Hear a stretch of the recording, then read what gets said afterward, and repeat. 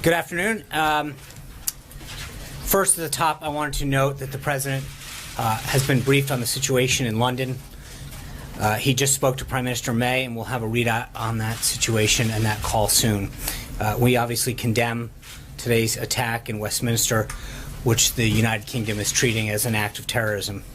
And we applaud the quick response that the British police and their first responders made to the situation. The victims in this are in our thoughts and our prayers. The City of London and Her Majesty's government have the full support of the U.S. government in responding to the attack and bringing those to justice who are responsible.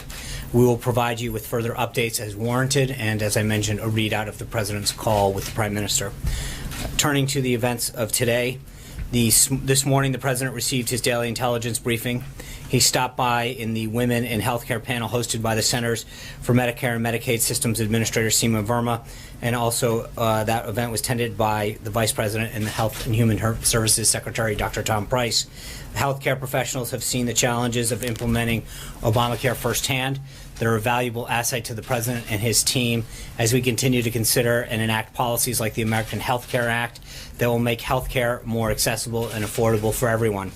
The women who are at the roundtable today represent the physicians, nurses, pharmacists, and administrators who make sure that people around the country receive the necessary preventative and life-saving care that they need every day. The doctors who attend to the patients in the family practices, emergency rooms, and clinics, and those who support them on the administrative and technical sides are one of our country's most treasured resources. With the passage of the American Health Care Act and the rest of the President's health care reform agenda, everyone, regardless of their financial situation, will be able to take full advantage of this resource. That's why at last count, over 40 major associations have expressed their support for the American Health Care Act, with several of them, including the U.S. Chamber, the National Federation of Independent Businesses, and just today, the National Taxpayers Union, calling it a key vote. Following his appearance at the panel, the President and his Legislative Affairs team hosted several members of the House of Representatives for another meeting on the American Health Care Act. The President acknowledged, as he has before, that the AHCA is only one step in the larger process of fixing the broken health care system created by Obamacare, but it's an essential first step. Undoing and fixing all of the misguided policies is going to require a holistic, multi-step process. And that's why the President and his team are fully committed to maintaining an open line of communication with Capitol Hill leadership throughout this entire process. Throughout the weeks since the ACH was first introduced, they have been meeting with Republican members from across the political spectrum, many of them who we've seen move from no to yes as they learn more about the legislation and amendments that have been adopted. Continued coordination between administrative and legislative actions will ensure that our new healthcare system is effective and efficient. This afternoon, the President will meet with the Congressional Black Caucus's Executive Committee. The President has brought in and will continue to hear from representatives of all interests as he continues to note that he is the President of all Americans. Diversity makes our nation strong, and it also means that we don't necessarily agree on every policy item, but that we continue to have a dialogue towards productive policies that help America move forward. The President looks forward to discussing the CBC's policy priorities and finding ways that they can work together where those priorities align. This evening, the President will have dinner with Secretary of State Tillerson. Today at the State Department, Secretary Tillerson hosted the foreign ministers and senior leaders of the Global Coalition working to defeat ISIS for the first meeting of the full coalition of 68 members since December of 2014. This meeting follows up on the Defense Ministerial Secretary Mattis hosted last month in Brussels. The coalition is united in the fight against ISIS, and this meeting seeks to accelerate international efforts to defeat ISIS in the remaining areas it holds in Iraq and Syria, while maximizing pressure on its branches, affiliates, and networks. This meeting is part of our whole-of-government approach to defeating ISIS. The Trump administration will use all of the tools of national power in coordination with our international powers to cut off ISIS's funding, expand intelligence sharing, and deny ISIS geographic and online safe havens. Also today over on the Hill, Judge Gorsuch, in his second day of questioning by the Senate Judiciary Committee, during his nearly 12 hours of questioning yesterday, now at least I know how someone else feels, the judge continued to prove himself an enormously qualified jurist that Americans will all be proud to see on the Supreme Court. It's not surprising that Senate Democrats are failing to gain traction for any of their pot shots and opposition to Judge Gorsuch. There's simply not enough politicizing in the Senate Democrats can do to hide the fact that Judge Gorsuch is an immensely qualified and thoughtful jurist with a lifelong dedication to our Constitution. A few administrative notes before I take your question. Last night, we formally announced that the President will travel to Brussels for the May 25th meeting of NATO heads of state and government. During this meeting, the President looks forward to reaffirming our commitment to NATO and discussing critical issues to the alliance, especially allied responsibility sharing and NATO's role against the fight against terrorism. The President will also host NATO Secretary General Stoltenberg to the White House on April 12th. Today, the President declared major disaster exists in the state of Wyoming and ordered federal assistance to supplement state, tribal, and local recovery efforts in the areas affected by a severe winter storm and straight-line winds that occurred in February. We also announced that the President will deliver this year's commencement address at Liberty University on May 13th. The President is proud to call Liberty's President Jerry Falwell, his wife Becky, and their entire family as friends, and looks forward to celebrating the success of this amazing graduating class on such a momentous occasion. Finally, a few minutes ago, many of you may have seen that the chairman of the House Intelligence Committee, Devin Nunes, gave remarks on the surveillance collected on individuals associated with the President. Let me quote him directly. Quote, I recently confirmed that on numerous occasions, the intelligence community incidentally collected information about U.S. citizens involved in the Trump transition. Details about U.S. persons associated with the incoming administration, details with little or no apparent foreign intelligence value were widely disseminated in the intelligence community reporting. And third, I have confirmed that additional names of Trump transition team members were unmasked. And fourth, and finally, I want to be clear, none of this surveillance was related to Russia or the investigation of Russian activities or the Trump team. My understanding is that Chairman Nunes is coming to the White House later to brief the President on this development, and we will have a readout for that meeting once it occurs. With that, I'd be glad to take your questions. Mara. Two questions, one on Nunes and then healthcare. Is your understanding that none of these unmasked names were leaked? I don't know. I literally read the statement or heard the statement, came out and briefed it. It was wrapping up as we were beginning this. Okay. Today, in the pool spray, the President said, keep your doctor, keep your plan. Didn't work out that way. You didn't get your doctor, you don't get your plan. This is one of the reasons we have to repeal Obamacare. Is the President assuring people who currently like their plan or like their doctor that under the American Health Care Act they can keep their doctor and their plan? Well, that's the hope. And what I mean by that is not to be cute, but last time they were promised something that didn't turn out. I can't promise something that a doctor stays in a plan or a plan stays there. But that's a bit different. We understand that we're letting market forces come into play here. Competition. Doctors can change what insurances they take. Plans can come in and out of markets. What I think we can be assured of is a couple things. One is that currently, under Obamacare, premiums are set to continue to skyrocket. We've seen an average of 25%. We've noted before in Arizona they've gone up 116%. I think there's no question that the additional competition and amendments that have been brought into this discussion will help lower the trajectory of that, number one. Number two is I think that there's going to see greater choice. So I think those are the things that we're willing to talk about being part of this plan, because you can't. Where they erred last time is went out and made promises that they couldn't keep.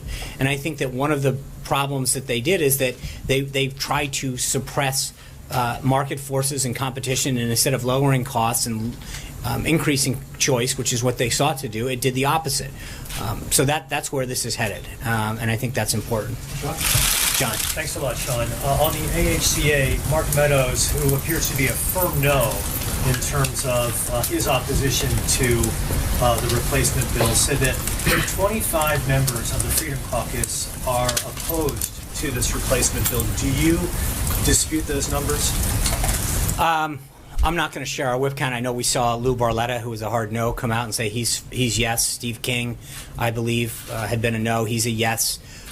Member by member, we're seeing tremendous support flow in our direction, and the count keeps getting stronger for us.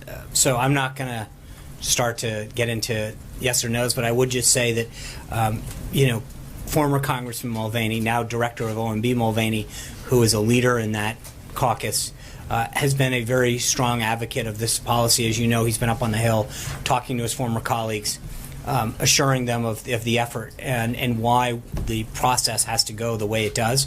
But I'm optimistic in the sense of what we're seeing and the trajectory that this is going and the number of votes that are flowing our way, not the other way. And on the confirmation hearing for Judge Neil Gorsuch, I have not seen any Democrat come out in support of Judge Gorsuch just yet. Do you anticipate that you'll get Democratic support on this particular nomination? I hope and believe so. I think that there have been several that have been spoken very positively. I think he's been extremely impressive throughout this confirmation process. And you've heard members, both in the Senate, on the committee, and then a lot of outside voices comment on how well he's done, how qualified he is. And I think it's tough for anybody to say that he's not immensely qualified for this position. Alexis. Sean, related to Congressman Nunes, can you explain why the White House has agreed to meet with him at all about what his findings are? And the reason I ask that is because the minute that Director Comey said that there was an official investigation, it might appear as if the White House is interfering with the investigation, and Congressman Nunes should present his information not to the White House, but to the FBI. So why is anyone here at the White House agreeing to meet with him about his findings? We'll have a readout for you after that meeting. I think he did this press conference. He made the announcement that he was coming up to see the president to share these findings. I don't know who else he shared them with. I don't know, to your question, I don't know if he's briefed anyone else on it in terms of the intelligence community, either Admiral Rogers or Comey, or whether this is something they shared with him. But I think as after the meeting, hopefully, depending on the classification level, we may be able to share more on that with you. Can I just add, is the president concerned at all that there will be an appearance immediately today that he has interfered with an ongoing investigation, whether it's a congressional investigation or the executive branch investigation, by meeting privately with a congressman who says he has information? So let me get this straight. Number one, we asked, as you know, 2 weeks ago, we said this is the appropriate venue. Number two, you guys have asked us over and over again, why aren't we meeting with certain individuals? The chairman of the committee, that one of the two committees that we asked to look into this, wants to share his findings. I don't, or what he knows. I think that is exactly how we've talked about this working. But I would leave it to Congressman Nunes to come up and to brief and share his thoughts. I don't know what his plan is. Obviously, he briefed the media before he briefed us. He went down and talked about what he had found. So, you know, it's interesting. I didn't see any complaints from you guys when he went down and held a press conference for the umpteenth time talking about his findings and what he's found. There's no complaints from the media when he shares what he's found with you guys. But when he wants to come up here and tell us this is where the investigation stands and here's what I've learned, there seems to be a little bit of an interesting double standard on that. Just to close the loop, because the president said that he had additional information that he believed the White House or he or his representatives would present related to this investigation, what Congressman Nunes has is not related to that. You're asking me questions that he has not briefed us. He has not briefed the president. You guys, as I noted, he actually went down and spoke to the media before he shared this with us. So, you know, I would ask the colleagues that ask questions more than collectively, the media has more of an opportunity to ask questions and to hear what he has to say than we do at this point. So once we have more to understand what he said, to the extent that we can, I'm sure we'll be glad to share it with you. But the media has more information than we do at this point. John. Sean, staying on that healthcare. Didn't we already know that there was incidental collection of intelligence involving some members of the transition team? And I point to... Not the way you guys ask the questions. I mean... You questioned us every day about what we knew, and now you're coming back to me saying, "Didn't we already know this?" Well, no, but didn't we already know that somewhat of an effective job? Flynn was monitored in his conversations with Kislyak. Right. So we knew. Well, I guess my point, John, is I don't know. He made a statement, went down to the press. Until we get briefed on this, until the president gets briefed, I don't know what he knows. And so to ask, until that occurs and until we have the ability to share some of that in an unclassified nature, I don't want to get ahead of it. I don't know what he knows. That's why apparently he's coming up to share his findings with the president. At least that's what he said. Again, let's wait and see how this unfolds. And on the American Health Care Act, Mark Meadows says they don't have the votes. They need to start over and do a new bill. That sounds like you're in pretty serious trouble. No, that sounds like one member's opinion.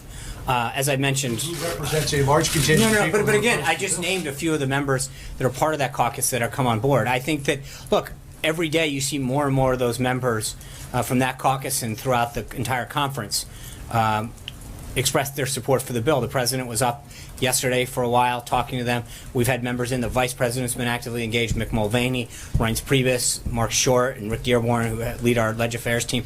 These guys have been flooding the Hill. They've been on the phone and having meetings with them. There's been a series of members up here all day. I think the trajectory is going very well for us. And And Heritage Action says you can easily fix this bill simply by removing the regulatory framework, the tax credits, and all of that, and you'll get massive buy-in from conservatives. But can you do that? There's certain constraints that we have in the reconciliation process. And, for those who are steeped in the arcane rules of the Senate, there's a thing called the Byrd Rule. And it does not allow policy to be created. It has to do with the budgetary nature of that vehicle to get to that's sustainable at 50 votes. Right now, there are certain things that I think a lot of people would like, but that will not potentially get ruled in order by the Senate parliamentarian. So I understand what people want, but I think that we have created a vehicle to get this done. This is the only way that we will repeal and replace Obamacare. And again, I think people have to recognize that there is a three-step process to doing this. This is exactly how the Democrats enacted it, and this is exactly how we will unwind it and implement a much better system. That's it, plain and simple. Margaret. Sean, I know you can't get ahead of Nunes, but what he said was incidental legal surveillance using a FISA warrant, which would No, that's not. He didn't. I don't believe he said FISA warrant. He did. Did he? Okay. He did.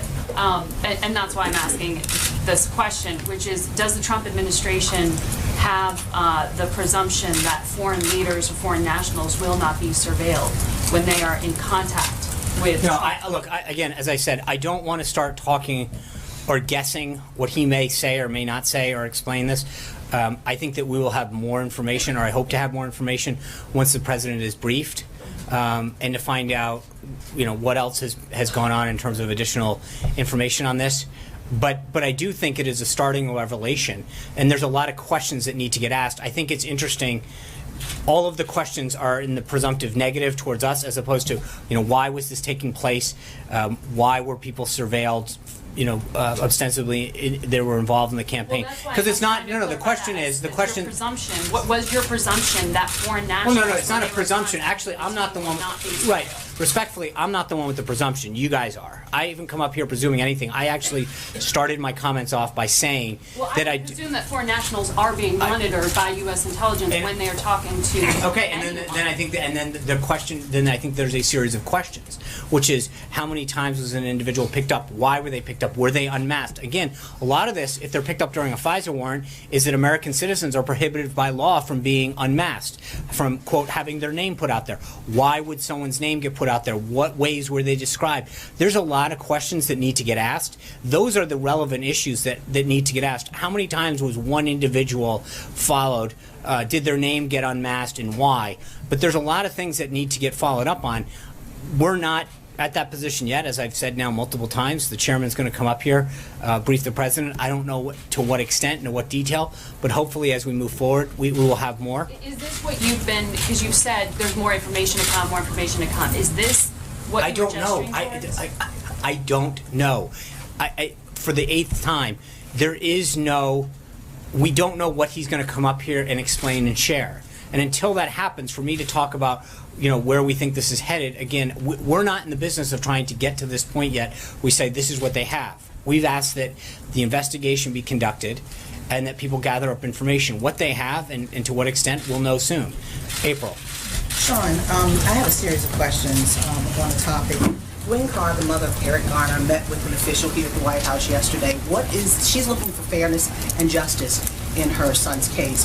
What should we expect to come out of that meeting with this White House official? Should there be a push to make sure that there is an indictment of the police officers? That's a Department of Justice question, and I think that for us to get involved in a specific case would be highly inappropriate in terms of trying to guess what the outcome of a case should be.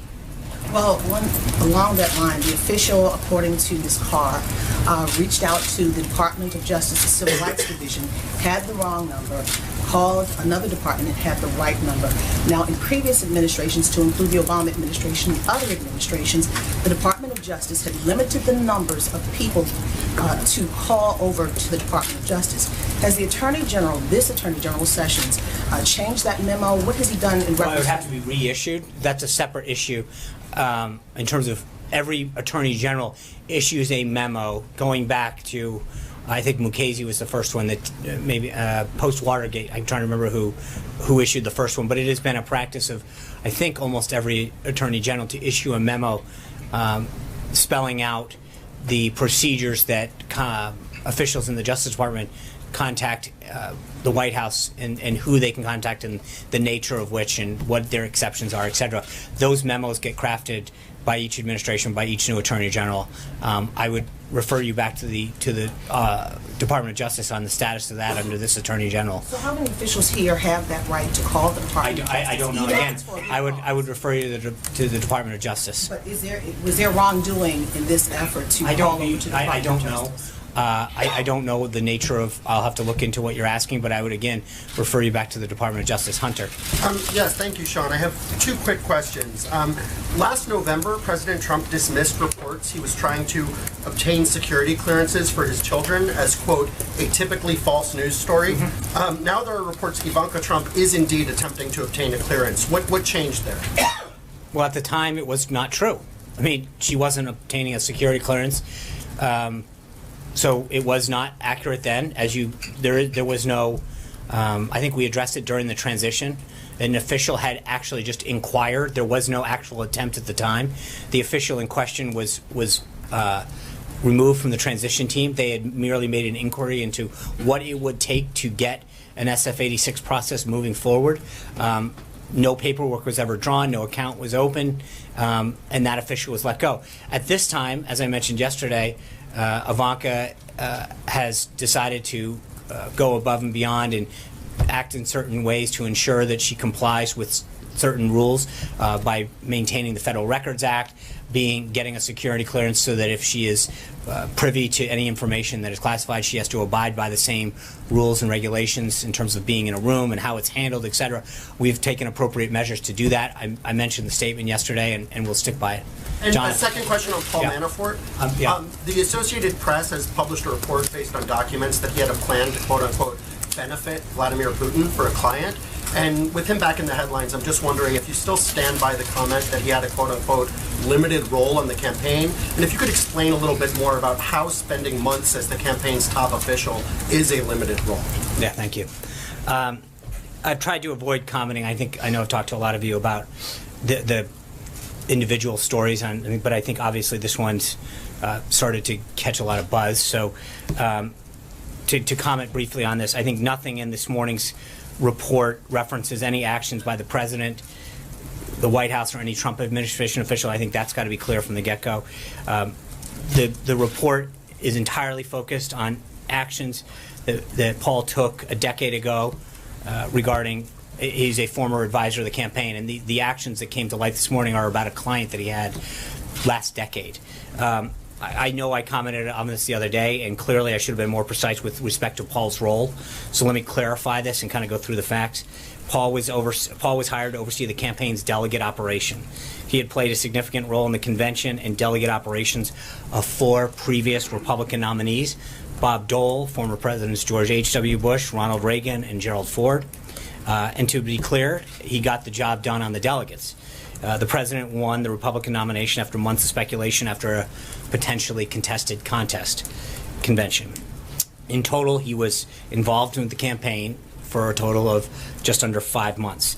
He was first hired on March 28th to oversee delegate operations.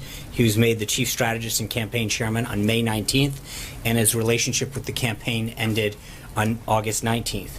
The AP story focuses on his activities from the last decade. And to place it in context, Paul represented many foreign clients, according to publicly available data, in the Caribbean, Asia, Africa, and Europe.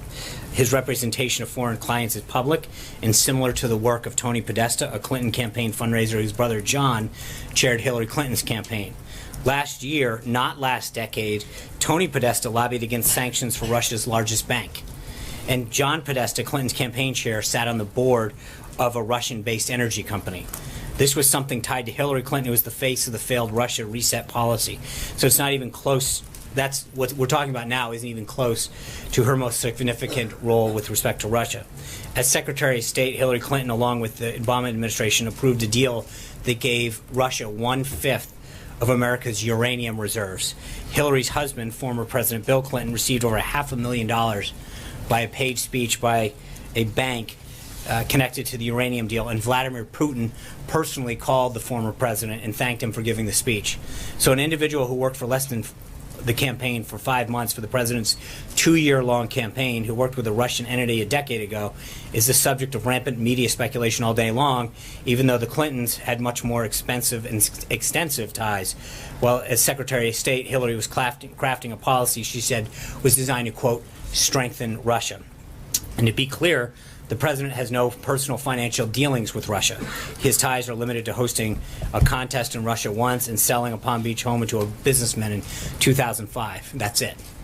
And former members of the media trying to conflate Paul's role and activities with Monday's hearing, I have another reminder.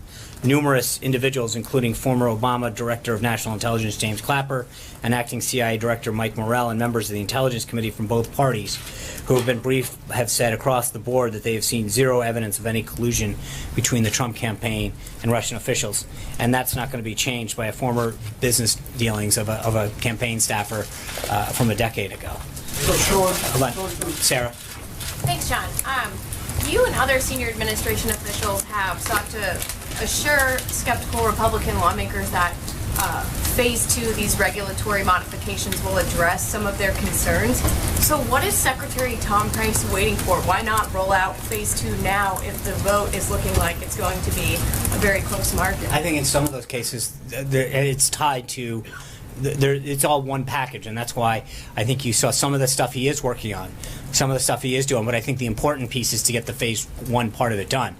He has assured them and talked to them about the different administrative actions. Again, part of this is sequencing. I mean, it's the same way that in Obamacare, they didn't just have Kathleen Sebelius then go out and start implementing things. They passed the bill first through the reconciliation process, got that done, then she did the administrative piece. We're doing the same process because of how some of the sequencing has to occur. And then the same thing on the legislative front. We've introduced in the House, all of those pieces of legislation have been done. Leader McCarthy has started to talk about them that do all of the prong 3 stuff. So a lot of it is coming together, but part of it is a sequencing aspect that needs to get taken care of. But we are moving in the right direction. Can I go to John DiPietro for the first question on Skype? Yes. Good afternoon, Sean, from UADK in Newport. Sean, we've had a lot of members of the media say that President Trump is to be the president to all the people. What does the president say about the nonstop partisanship we see? Yesterday, you had Rhode Island Senator Shelby Whitehouse grandstanding at the confirmation hearing.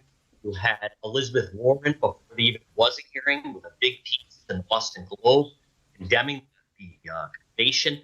You had Rhode Island Governor Gina Raimondo boycott the inauguration while she continues to fundraise around the country. What does the president say to frustrated Trump supporters who don't feel they're getting proper representation on the local level and in Congress? Well, I mean, I think with respect to Judge Gorsuch, which is, I think, what you're pretty clear that's where you're headed on this. Yes. Thank you. I mean, we've gotten, when you look at the praise, I mean, obviously, I'd love for it to be universal. And while we've gotten bipartisan praise from pundits and former law clerks of both parties, high number of jurists and former, people, legal scholars, members of Congress, we're not going to win everybody. And I think that Democrats have tried to score some points on the committee. They've largely fallen by the wayside. We've seen very high praise for him. So I would just suggest that anybody who's got a problem with him, I'd love to hear it, because so far most of the issue, no one seems to have a problem with his academic credentials, his record, or anything else. So I just, I'm pretty buoyed by a lot of what we've seen come out of Capitol Hill with respect to him. Blake. Sean, thanks. If you take the House Freedom Caucus at their word, Mark Meadows at their word, there are at least 24 or so who are no's. So how do you get from this point right now, policy-wise, to tomorrow, anything that maybe might flip that? I think we're doing it. I mean, we piece by piece, member by member, we're getting there, and we're getting much closer. The last couple days, we've continued to do that, but then today alone, I mentioned a couple of the other members. Slowly but surely, we're getting there, and I feel confident that when the vote comes up, we'll have the votes. And let me ask you today, Patrick McHenry, Congressman, Deputy Whip, described the president as members of Congress were coming in here to the White House as the closer. Do you embrace that label? Closer. Do you embrace that label here as it relates to healthcare? Absolutely, Aisha. So you just said that you're confident that the healthcare bill will pass tomorrow. I wanted to get a sense of how confident you are. I don't know if you want to rate it, your percentage on it. Like, how confident are you that the bill will pass? And if it doesn't pass, is there a plan B? Like, no, there's no plan. I mean, there's plan A and plan A. We're going to get this done. And so you're confident, 100% confident? We're going to get it done. That's it, plain and simple. Thanks, Sean. I know you said you didn't know what information you're going to find out today from Chairman Nunes, but my question for you is, when did the president know about this surveillance that the congressman brought up today on Capitol Hill? He spoke late last week about we'd find out more information that would support these wiretapping claims. Is this the information he was talking about? Until Chairman Nunes briefs him, we don't know what he knows versus what the president been made aware of, and so how that jives, I don't know. I hope to have more for you later. And a quick follow-up on healthcare. Just a quick follow-up on Aisha. Does the president believe the healthcare bill will pass the House tomorrow? Yes, Jonathan. 2 questions on Paul Manafort. Did the president know that he had worked to advance Putin's interests previous to becoming the campaign chairman? No, I don't think the president was not aware of Paul's clients from last decade. But no. Is that a problem? Like now that all this is coming out, and there is a lot of what is coming up? What else don't we know? I mean, where he went to school, what grades he got, who he played with in the sandbox. We didn't know that Michael Flynn was okay. Thanks, Peter. I'm having an answering question. We're all part of the conversation. No, you're not actually. The answer to your question is, I think to talk about someone having a client from 10 years ago that had a consulting company with clients from around the world. Got paid millions of dollars to advance Putin's interests. I don't know what he got paid to. If you listen to what Paul's... the documents Hold on. I understand. I'm going to answer your question, if you give me a second. That he was a consultant. He had clients from around the world. There is no suggestion that he did anything improper but to suggest that the president knew who his clients were from a decade ago is a bit insane. He was not a government employee. He didn't fill out any paperwork attesting to something. There's nothing that he did that suggests at this point that anything was nefarious. He was hired to do a job. He did it. That's it, plain and simple. I'm just saying, given that it was such a focus, and you brought it up just then with Hillary Clinton, that these were corrupt arrangements, and the Clinton Foundation was described as a criminal enterprise, and there was all this discussion of Russia, and you've correctly There's a big difference between... There was dollars... Hold on. I'm not conflating the president. I'm just asking, is he disappointed now that he's found this out? That there was Found out what, Jonathan? That he had a client for a lot of money. In the past decade, he had a client. And you're worried about what? That he held... I mean... He was doing work to advance... I don't know what work he was doing. So to suggest that just because he had a client in the past decade, that no one's suggesting was anything improper. He was hired to count delegates, which is what he did, and he was successful at it, as he had done for George Herbert Walker Bush, Gerald Ford, and Bob Dole. He was hired to do a job, and he did it, fine. So, Stephen. Sean, why did the president fire Paul Manafort? Well, for 2 reasons. One is I think that there were some issues coming up with his ties to Ukraine that were becoming a distraction. And secondly, he was, I think, 16 points down at the time. And he was down in the 20s in women. And I think the president recognized that he needed to make a change for those 2 reasons. Second question on healthcare. If, as confident and as optimistic as you are, if at this point tomorrow you don't have the magic number, should the speaker pull the bill from the floor? No, this is it. If you want to see Obamacare repealed and replaced, this is the vote. This is the time to act. This is what people have told The American people is going to happen. This vote needs to happen. If you're waiting for your chance, this is it. We need to act. Cheryl. Thank you. Wall Street appears to be getting a little nervous about the possibility of tax reform this year. Can you say definitively that the president will present a package of tax reforms this year? Yes, Darlene. What time is the president expecting to meet with Chairman Nunes this afternoon? I don't. I was walking out as the chairman was reiterating. I literally heard him on the streaming, like on the his comments as he was saying them. So I don't know that it was scheduled. The president was wrapping up a call with Prime Minister May at the time that I walked out, so I don't know what was scheduled. And was there any consideration given to not meeting with the chairman, given the appearance? I don't know. I just know what the chairman said he was doing. I walked out of here before anything had been finalized. He was still wrapping up the call with Theresa May at the time. Zeke. Hey, Sean, you said the president's the closer. There is no plan B. Tomorrow is in. So if you've done a very good job, Zeke. You guys better be careful. It's going to work.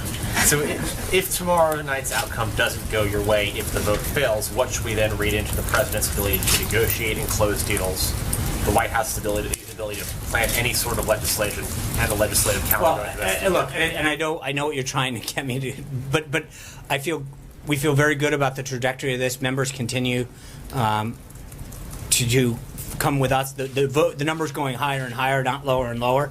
So the trajectory is great. As I mentioned, everybody's out there, full court press on this, and this is the opportunity for anybody who wants to see this done.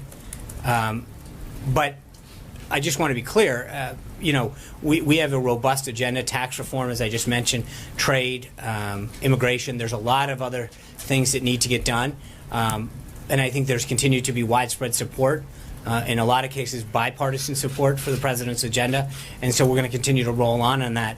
But we feel very good about where we are now. Mark. I was going to ask, in terms of after the vote tomorrow night, for those Republicans who decide to not support the White House, what kind of relationship, any change in the relationship, would they see going forward? Would they expect to see it maybe a primary challenge later on, or is this one of those things where they can vote their conscience if they really believe this isn't the bill? I think we believe that this is a great opportunity to achieve the principles that we laid out to the American people.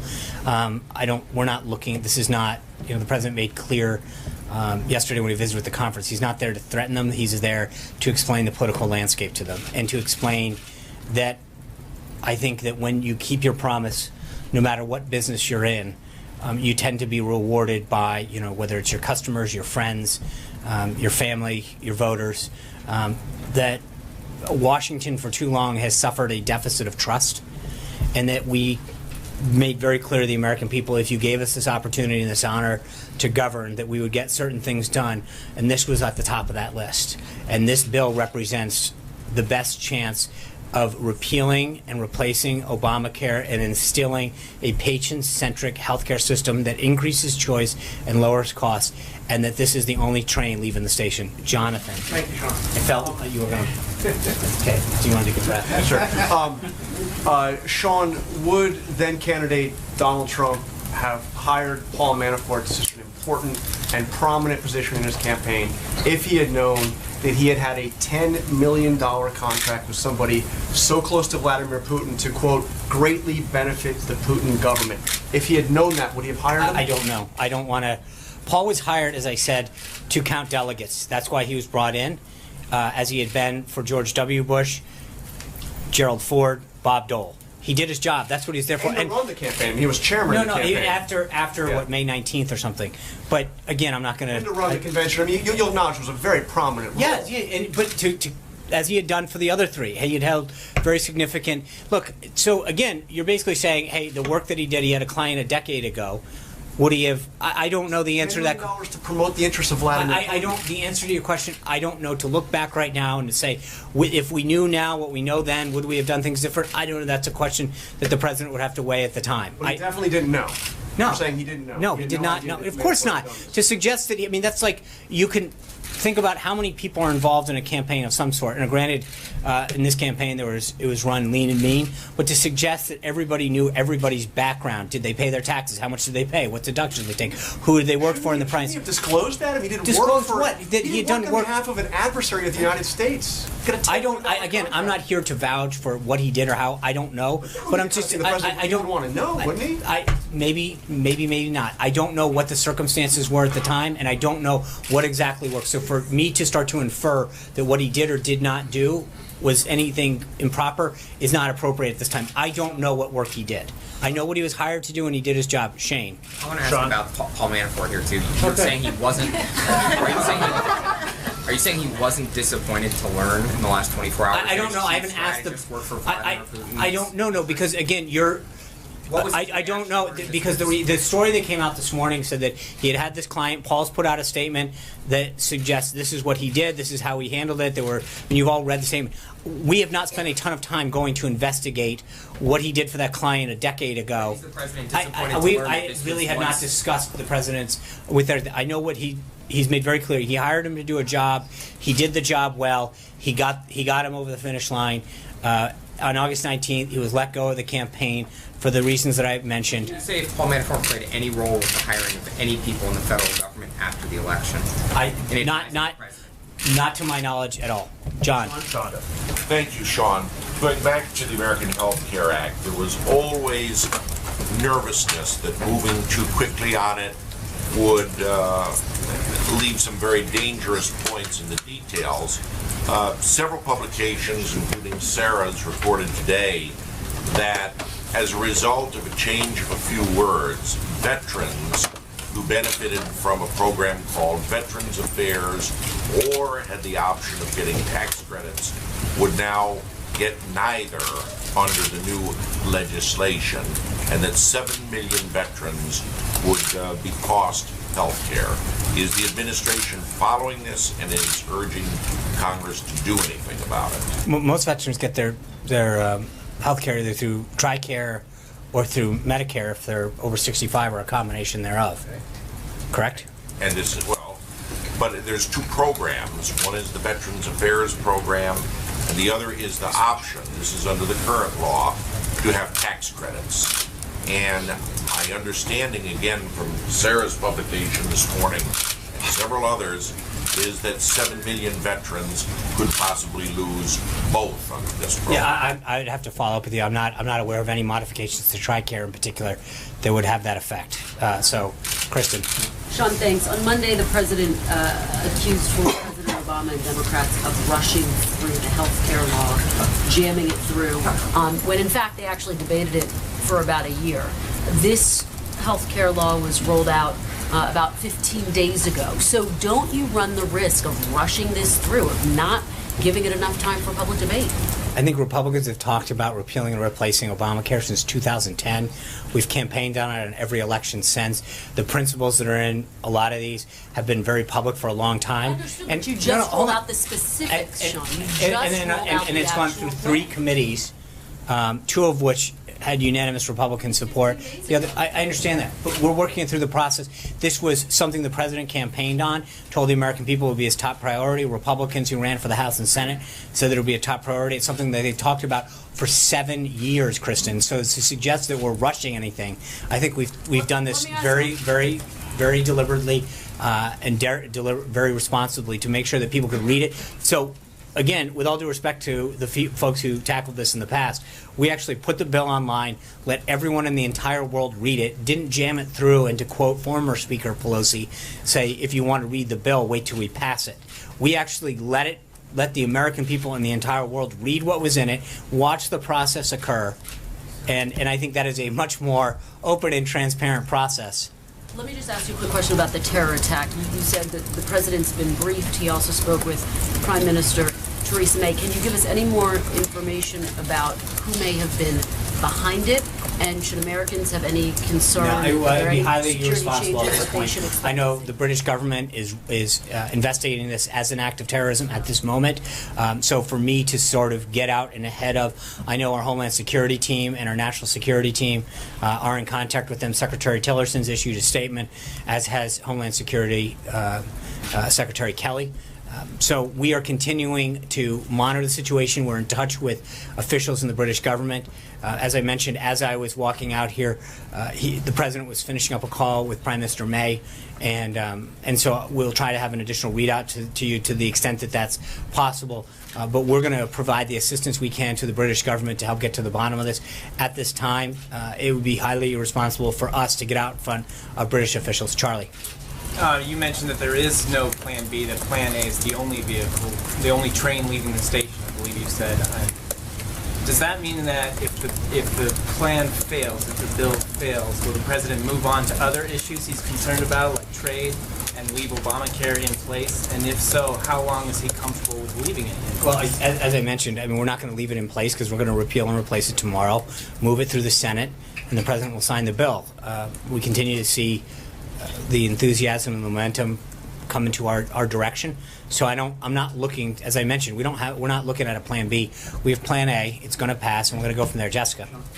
Let's talk about China for a moment. Do you now have the ability to formally announce the dates for President Xi's visit to the United States? I do not at this time. Why not?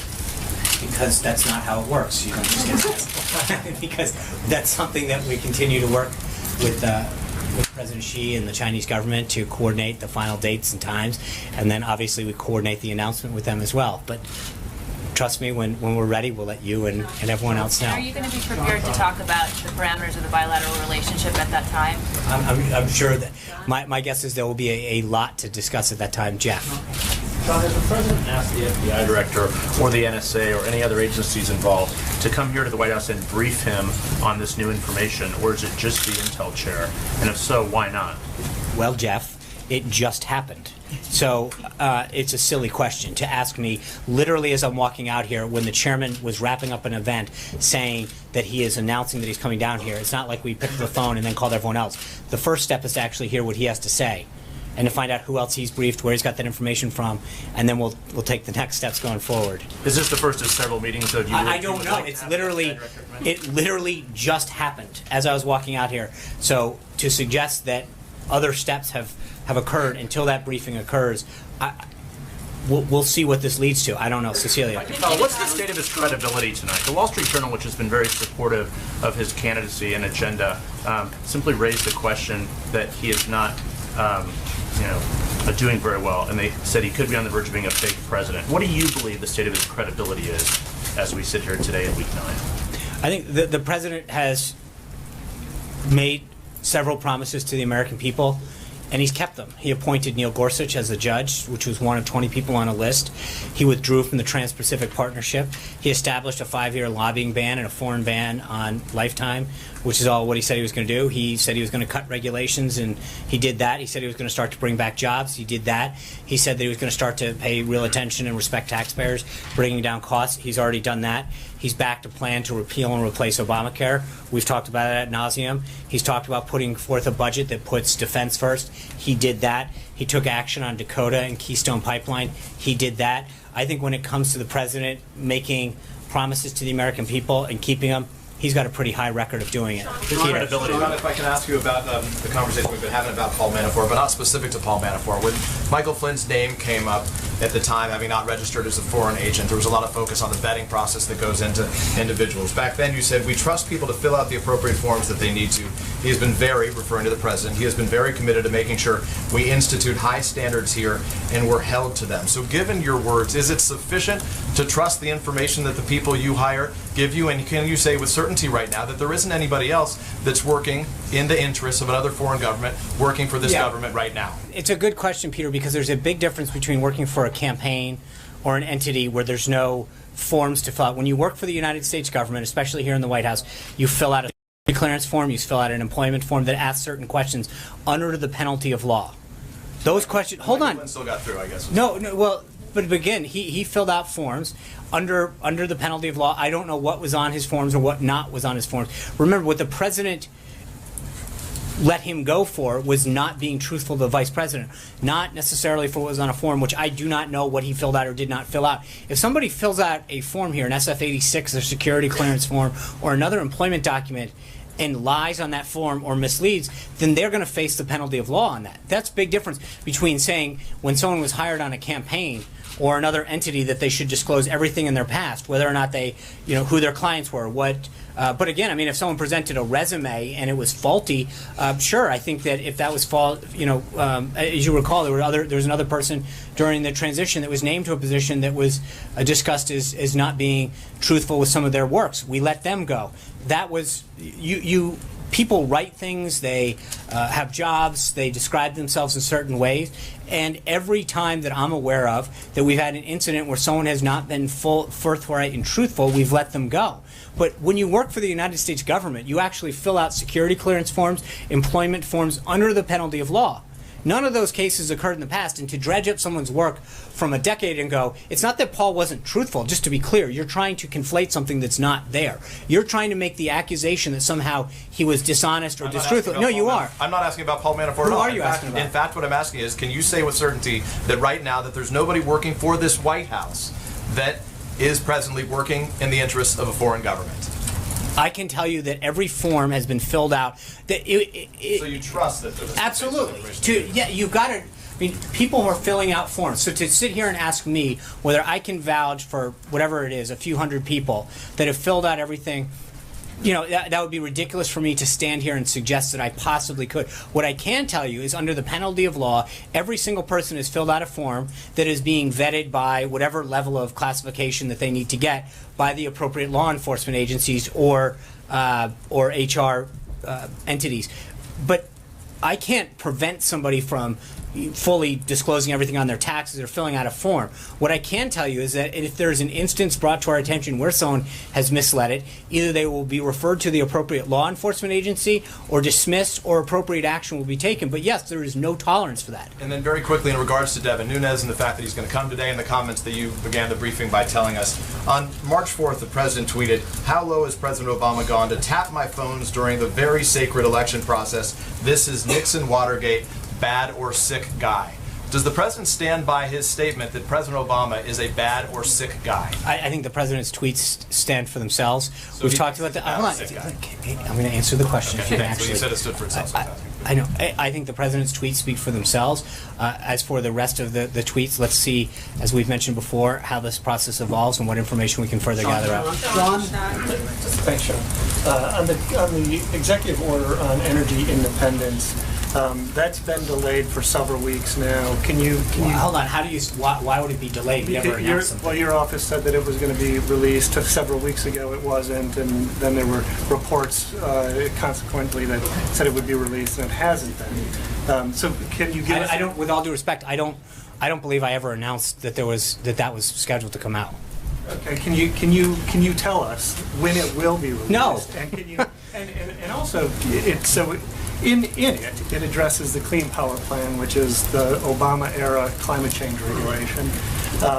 And there is apparently no replacement opportunity in that executive order. I'm going to cut you off here. We've discussed executive orders in the past. I've told before, until they're ready to be announced, I don't comment on the scheduling or the policy question. I know it is, but you're asking me the contents of it. It's not a policy question. No, I just haven't been able to finish my question. Okay. Thank you. So apparently there's no replacement for it. That is the answer to a Supreme Court ruling in 2007. Does the administration feel that it is legally bound to regulate greenhouse gases? Let's wait and see what the executive order says or doesn't say. I don't want to get into. I understand the question. I'm not getting ahead of this at this point. Sean, will President Trump hold a news conference on the attack, and also on his upcoming travel? Do you have any guidance on other rallies that he may have? Because that's where he sends his message out to the American people, including social media. He sends his message out in a lot of ways. I would, if there are rallies, then I would refer you to the campaign website to get updates there.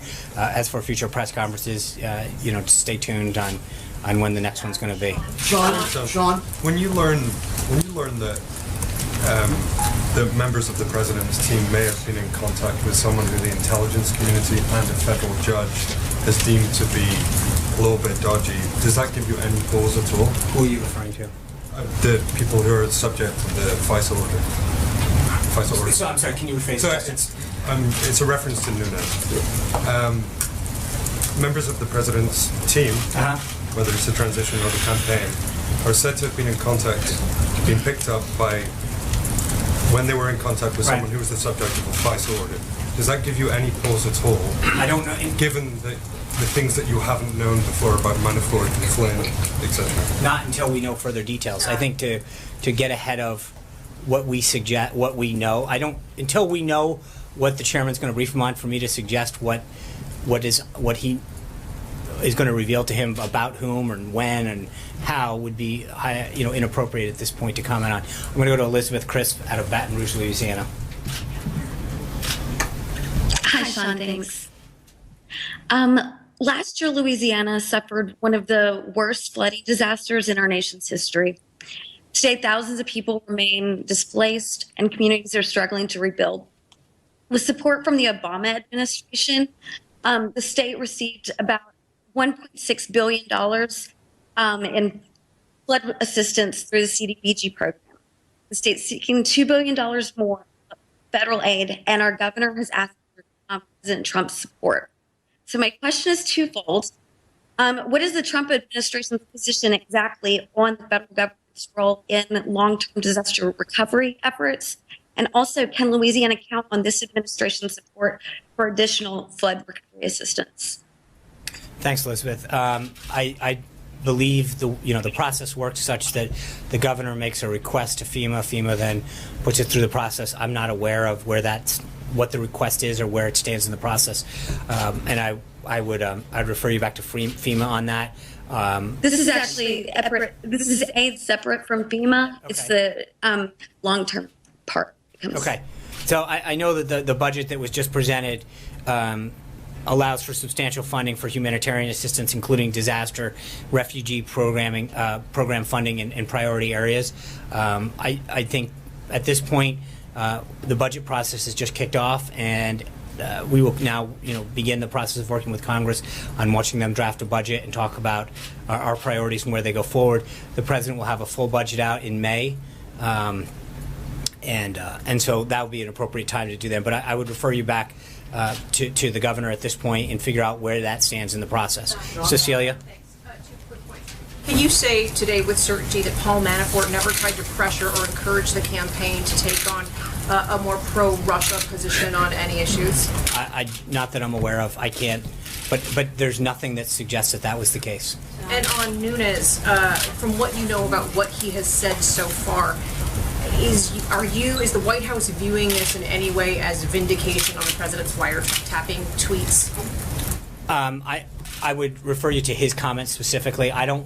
Until we know what he's going to brief the president on, I don't want to have to get ahead of this. I think, obviously, the suggestion that he made that people were what they call unmasked, meaning that an American citizen who's caught up in a surveillance has, by rule of law, has their name protected. The idea that individuals' names were unmasked and let known raises serious questions. Why was that name unmasked? What was the intention of doing that? There's a lot of questions that I think his statement raises, and I hope that we can continue to get to the bottom of. But right now, we're not there yet. I think that there are a series of questions that need to get answered as to what happened, why it happened, and hopefully we will be able to share more with you going forward. Todd? Thanks, Sean. On the border wall, the president's budget blueprint calls for a couple of dozen lawyers who are going to be dedicated to acquiring land. And I think people are wondering just how aggressive the eminent domain effort is going to be and how that squares with respect for private property rights. As I recall, during the Bush administration, similar efforts were undertaken to secure the appropriate property that would be where a fence or a wall, in this case, would be. So this is nothing new. This is the government doing what it has to do to protect its borders. I think there's nobody in America, and I dare say the world, that didn't believe that the president was committed to building a wall. And I think that we're going to take the steps necessary to fulfill that promise to make sure that we have to. So I know that the steps are starting to take, both in terms of the funding and the administrative steps, to see the president's vision fulfilled on this pledge that he made to the American people, and we'll go from there. Is there any update on how the wall will be financed? I think both the 2017 supplemental has some initial funding in it. The 2018 budget does, and has two. That's general revenue. I'm talking about where the money will come right, from. and I think that we're going to continue to do it right now. The initial funding that was put in place will allow it to begin. The president's made very clear that using existing resources we'd go forward. There'll be continuing discussions about the financing of the wall, both in terms of how we will pay for it and who will be the source of that payment. Has he given up on Mexico paying? No, not at all. Thank you guys very much. I'll see you tomorrow. We'll try to have updates on the subjects that are currently pending. Thank you.